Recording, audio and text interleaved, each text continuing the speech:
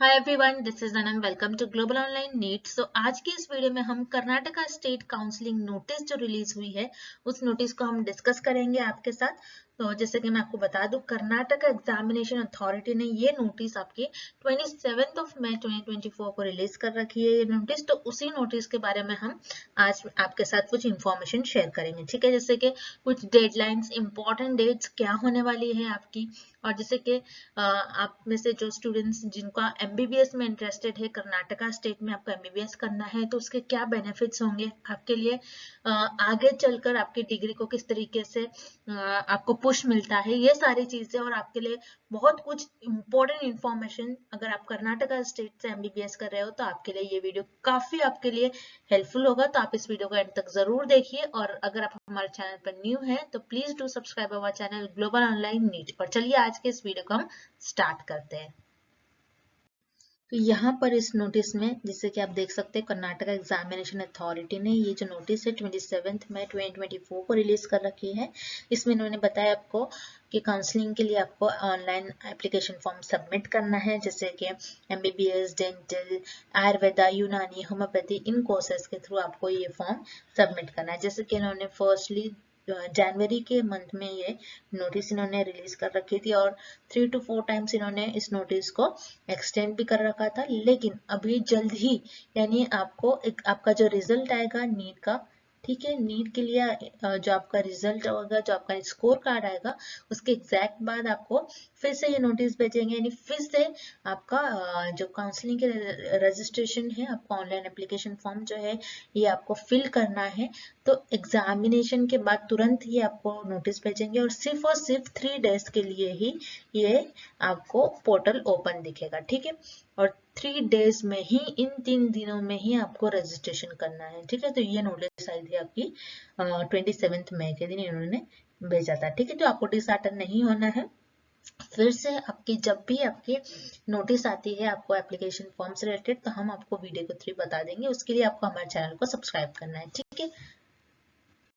तो सबसे पहले हम बात करेंगे कि कर्नाटका में एमबीबीएस के क्या बेनिफिट्स होंगे, यानी अगर आप कर्नाटका स्टेट से एमबीबीएस डिग्री ले लेते हो तो आपको आगे चलकर आपके करियर को एक अच्छा एक बेनिफिट मिलेगा आपको। तो सबसे पहले बात आती है आपके क्वालिटी ऑफ एजुकेशन, ठीक है। So Karnataka, as you all know, के कर्नाटका जो है बेस्ट स्टेट है क्वालिटी ऑफ एजुकेशन से। क्योंकि जैसे कि आप सभी को पता है, कर्नाटका से अगर आप एमबीबीएस करते हो तो कर्नाटका में आपको पीजी जो है, पीजी लेवल पर अगर आप कुछ स्टडी करते हो तो इजीली सीट मिल जाती है। ये आपको वहाँ का डोमिसाइल दे देती है, वहाँ की स्टेट, ताकि आपको पीजी वगैरह में आगे कोई मुश्किल ना आए। और पीजी के लिए भी काफी अच्छा माना जाता है कर्नाटका स्टेट में, ठीक है। तो one of the best level of quality of education, ठीक है, कर्नाटका में हम कहेंगे। Second point here is, Karnataka एक ओपन स्टेट है।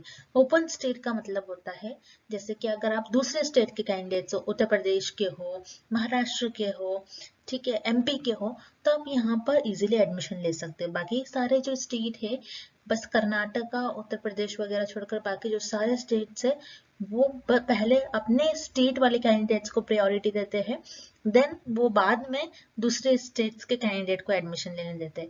लेकिन कर्नाटका आपका ओपन स्टेट है, अगर आप अदर स्टेट के स्टूडेंट हो तब भी आप यहाँ पर एडमिशन ले सकते हो, ठीक है। नेक्स्ट पॉइंट हियर इज, यहाँ पर जो मेरिट स्टूडेंट्स की जो फी होगी पर ईयर, ठीक है, 11 लाख रुपीज होंगी।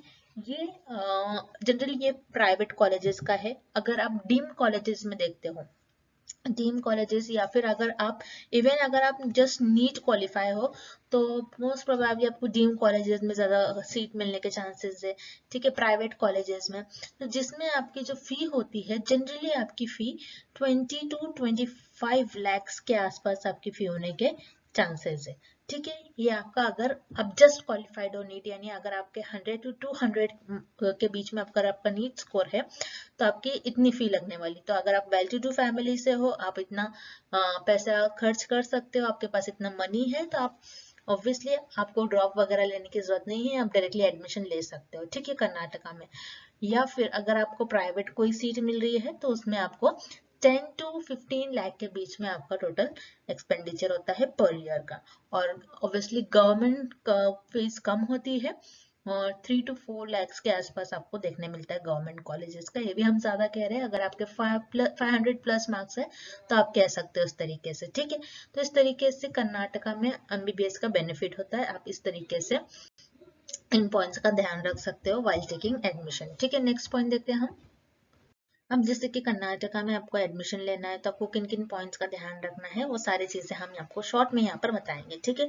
सो फर्स्ट पॉइंट है कि यहाँ पर आपको जो सीट मिलेगी वो स्टेट काउंसलिंग के थ्रू ही यहाँ पर मिलेगा, ठीक है। कोई आपको बोलेगा कि हम मैनेजमेंट कोटा के थ्रू आपको सीट दिलवा देंगे, हम XYZ एजेंट के थ्रू सीट दिलवा देंगे, यानी वो आपके साथ सीधा सीधा फ्रॉड कर रहे हैं, ठीक है।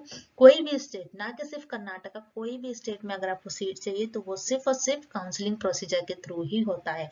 तो आपको काउंसलिंग प्रोसीजर समझना भी बहुत जरूरी है, उसके लिए भी हमने एक डिटेल वीडियो बना रखा है, वो भी देख सकते हो, ठीक है।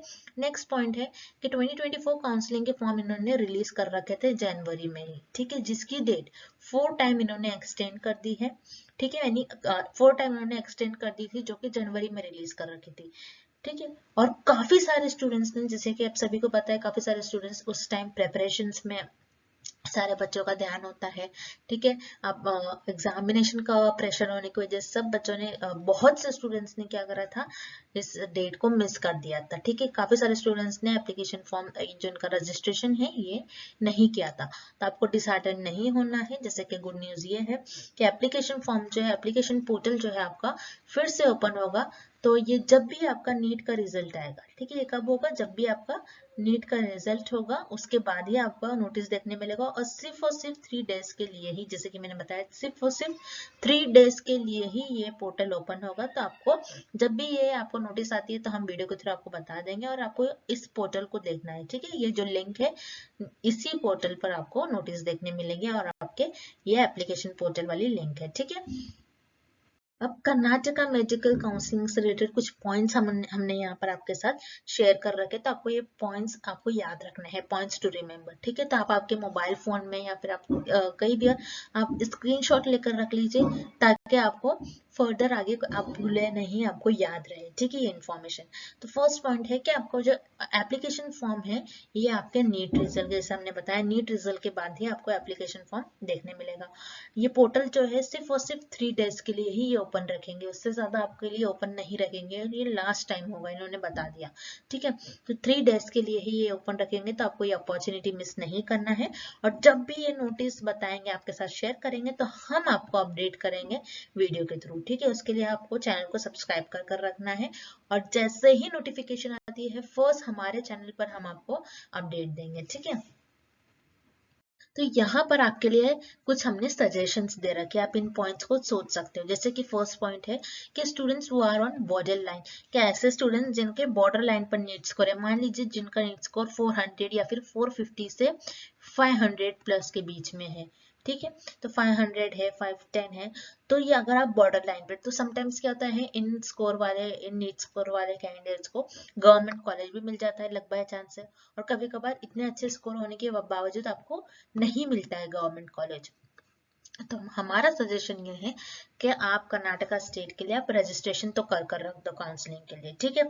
तो आपको जो है 11 लाख रुपीस के आसपास आपको हो सकता है आपके फी लगे, ठीक है, या फिर इससे कम भी लग सकती है। अब अगर आप, जैसे कि कोई कोई स्टूडेंट्स के जस्ट 150 मार्क्स है, जैसे कि हमने कहा, अगर आप जस्ट नीट क्वालिफाई हो, यानी 100 से लेकर 200 के बीच में अगर आपका नीट स्कोर है, या फिर 150 है आपका नीट स्कोर, काफी कभार स्टूडेंट्स के 2 to 3 अटेम्प्ट्स होने के बाद भी उनके मार्क्स इतना नहीं आ पाता, 150 आ रहे, तो आपको भी अप्लाई करना चाहिए। अगर आप जैसे कि वेल टू डू फैमिली से है, आप इतना अमाउंट पे कर सकते हो। जैसे कि जनरली जो फी होती है, अगर आपके कम स्कोर है तो फी आपकी काफी ज्यादा होती है, जैसे कि 1 ईयर की 20 to 25 लाख के आसपास आपकी फी चली जाती है। तो अगर आपकी family well to do background से है, आप इतना पे कर सकते हो अमाउंट, तो ऑब्वियसली आपको कर्नाटका स्टेट में आपको एडमिशन ले लेना चाहिए, ठीक है। इतने स्कोर में भी आपको कॉलेज मिल जाता है, ऐसा नहीं है कि कॉलेज नहीं मिलेगा, आपको मिल जाएगा, लेकिन फी जो है काफी ज्यादा लगती है। तो इस तरीके से हमारे कुछ ये सजेशंस थे, आप इन पर ध्यान दे सकते हो। सो इसी तरीके से आपके लिए आई होप कि ये वीडियो काफी हेल्पफुल रहा हो। कुछ इंपॉर्टेंट बातें हमने आपके साथ भी डिस्कस कर रखी है, जस्ट फॉर योर इन्फॉर्मेशन, ताकि आपको कर्नाटका स्टेट में एडमिशन लेने के लिए कोई भी प्रॉब्लम का फेस ना करना पड़े. So that's it, and thank you for watching this video, and please do subscribe our channel Global Online NEET.